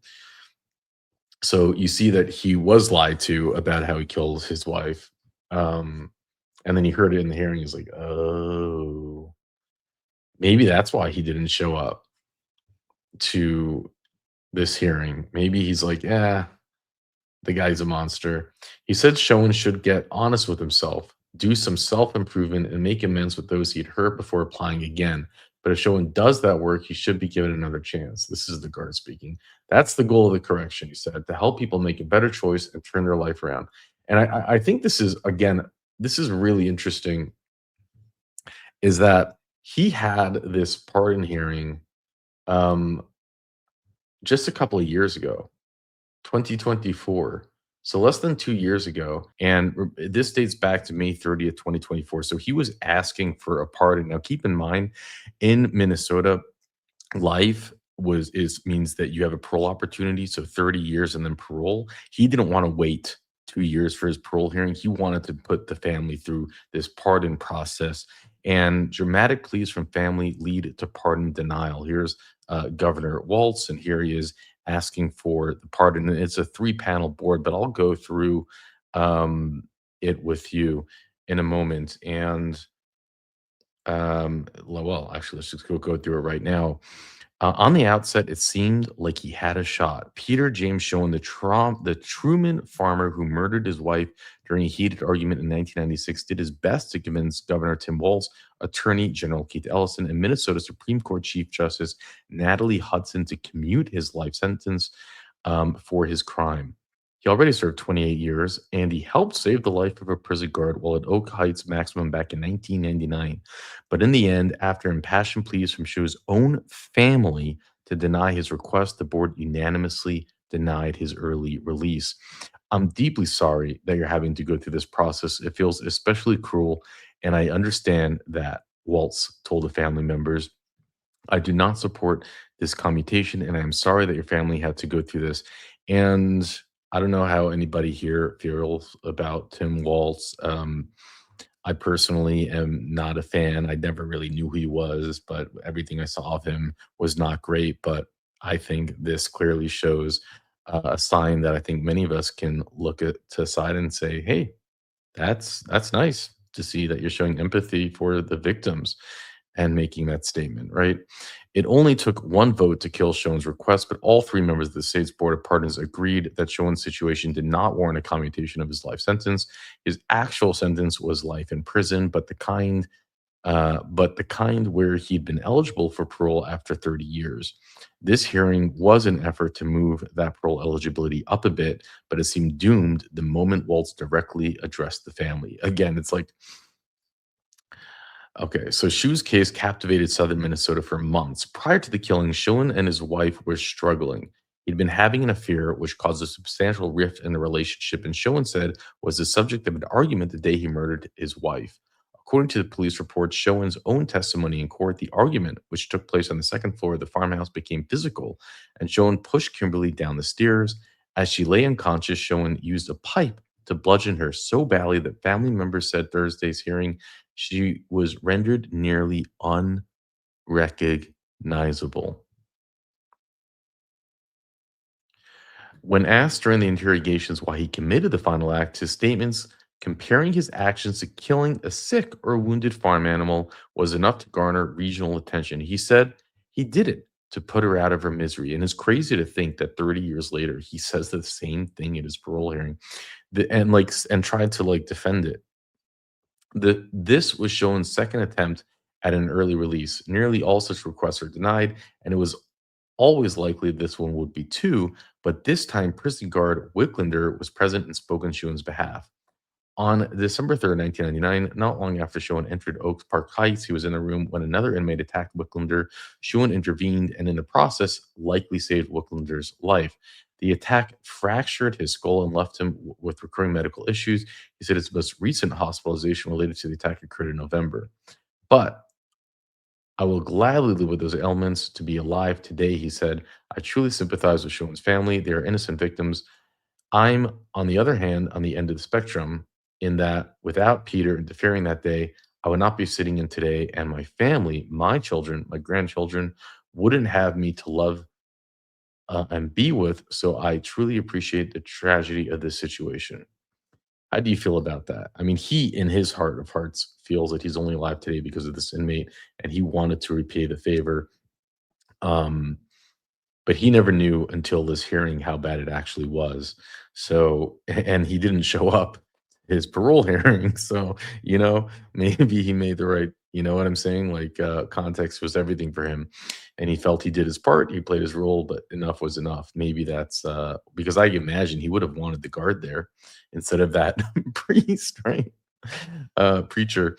Jim Fleming, the attorney who defended Schuen during the 3-week murder trial, told the panel that he believed all along that Schuen had never been charged, should have been charged with first-degree murder, and that if he'd been tried for more appropriate second degree, he already had served time, which is so asinine to say.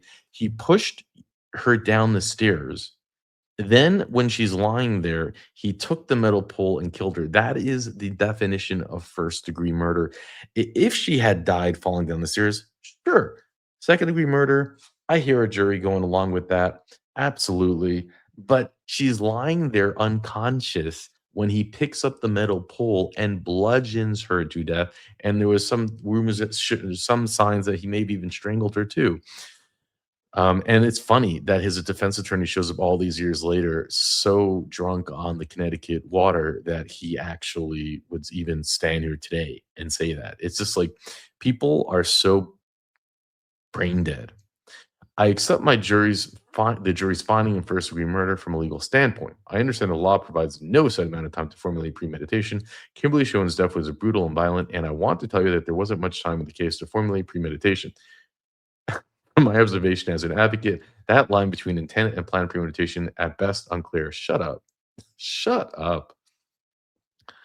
Oh, I love how the articles bounce around like this. I used to think of myself as a good person. Is this where it is? Okay, best unclear. Schuen spoke via remote link. He read from a prepared statement where he expressed remorse, appeared to take responsibility for his actions, said he rediscovered the relationship with God, and he had not been convicted of murder. He said he wouldn't have been there to save Wicklander. Still, he said, he thinks about his actions every day and the impact that it had had on his family. I used to think of myself as a good person, but if that were true, how could I have taken Kim's life? He said. For years, I struggled with that thought until one day it dawned on me who I was didn't matter anymore. What's important is who I've become. And, sir, you are a full-blown narcissist. You are who you were that day. You have done nothing to change. Schuen appeared to become emotional, times wiping tears away as he read, but he'd get much more emotional when he was done, and it was his family's turn to speak, none of whom spoke on his behalf. None of whom, which is really actually a wonderful thing, because that is how it should be. Cynthia's calendar, Kimberly's sister, said that community feelings about Peter's possible release are clear. Peter Schuen was convicted of first-degree murder, a life sentence in Minnesota, and he hasn't served 30 years yet. It would be a travesty to release him under any conditions. And again, you just think about how how blind this is. Again, he was going to have the parole hearing that we just saw 2 years later, but he didn't want to wait. He wanted to put his family through this extra pain by asking for a pardon. Like, it just like his narcissism continues to plague his children and his family. If we had contacted the local media on this hearing, that gallery would have been filled with community members, and you would have had letters and statements and emails from many about why Peter Schwen's convictions should never be commuted. Carolyn Peter Schoen's sister told the panel that she was just 15 years old when Peter and Kimberly married, and that Kimberly was like a sister to her. She said the family goal is to keep the children safe from the ripples and damage that he's done. And this is, again, such a beautiful thing. And it is so rare. She understands good and evil. She understands that her brother is evil. She understands that it's her responsibility as to protect her nieces. I mean, this is remarkable, right? This is so unique. She's the sister of the murderer, but she so clearly sees right and wrong, and we never see this. I mean, we must have covered 10,000 parole hearings before finally reading this. So it is so important to call out what she's doing here, which is just the most beautiful thing, to not be blinded, blood is thicker than water crap, because it's not always the case. It shouldn't be. He's been the master manipulator forever, and he's going to try to walk back into those lives. He doesn't deserve that, she said. My goal has always been to protect those kids, and that's the goal of the entire Schoen family. We're going to do what we can to protect them. For many years, I was embarrassed to say my maiden name because I didn't want to be connected with these events. I didn't want people to know that he was my brother. I can only imagine how his kids feel. She is an angel. She is just, it's so rare, right? I'm not exaggerating this. I'm not overemphasizing it, because we never see it. One of those kids, Abby, was unable to bring herself to come. So instead, she wrote her feelings about her father in a letter, and Rob Callender, Kimberly's brother, read it aloud to the pardon board. As he did, Schoen grew visibly upset. Abby's letter described the day she learned about the murder and the growing group of family members gathered at her grandparents' Truman home. I remember this day going to the bedroom at my grandparents where Jake and I were told the news, her letters read. How can you even begin to process that as a little girl? At 36, I struggle with it every day. Throughout my childhood and adolescence, I believe people viewed me differently because of who I was. Peter has shown again and again that he is a very selfish person. He has shown that by taking my mom's life as she were preparing to walk away from him, it's hard to think of what kind of legacy my mom would have had. I'm now older than she was when she passed away, a fact that completely blows my mind. I struggle with how I will eventually explain this to my own children. What Peter did to his family is truly unfathomable, and the thought of someday running into him on the street gives me severe anxiety. It is something I sincerely hope I never have to experience. And we'll leave it with that. After you shoved her down the stairs, somewhere in your reports, I saw that you decided to put her out of her misery. Tell me about that. It was like putting a cow out of their misery. Seriously? But here's the thing.